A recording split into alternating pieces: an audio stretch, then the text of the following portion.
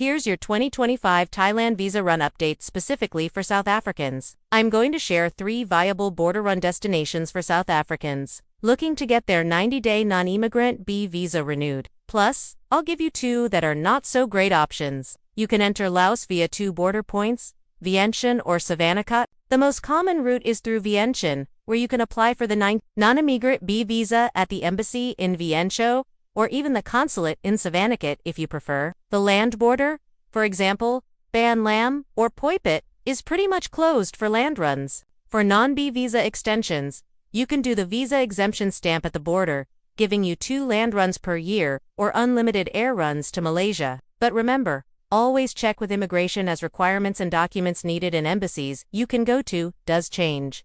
So it's important to confirm before traveling. Safe travels. I know some people have managed to do it, but it's not reliable and not worth the risk. Thai immigration has made it clear that they only allow max to land border runs per calendar year via the visa exemption or tourist stamp. Also Myanmar, that border is effectively closed for visa runs. It was never really open since the military coup in 2021.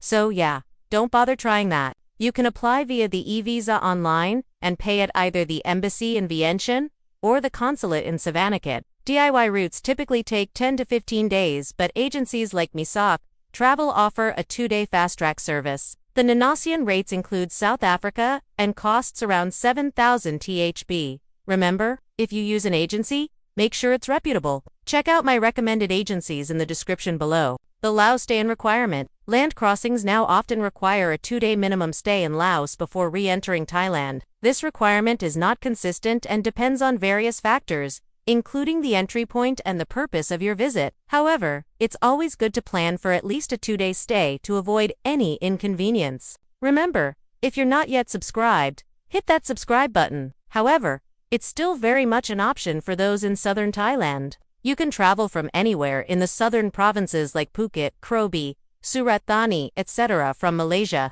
You can either fly back to Thailand or do the visa run via the land border. Remember, the land crossings are limited to 2 per calendar year via the visa exemption or tourist stamp. If you have a long-term visa like a retirement visa, you won't be eligible for the visa exemption stamp, so you'll need to apply for a new visa from Malaysia.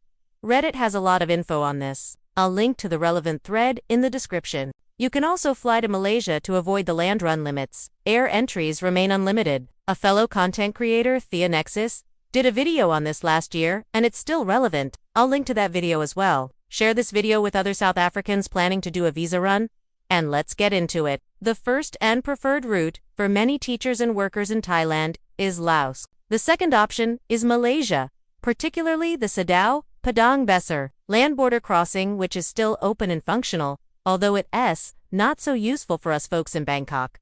Now let's talk about the not so great options. Cambodia. So there you have it, guys. The best option for South Africans in 2025 for non-B visa renewals is the Laos route, either Vientiane or Savannakhet.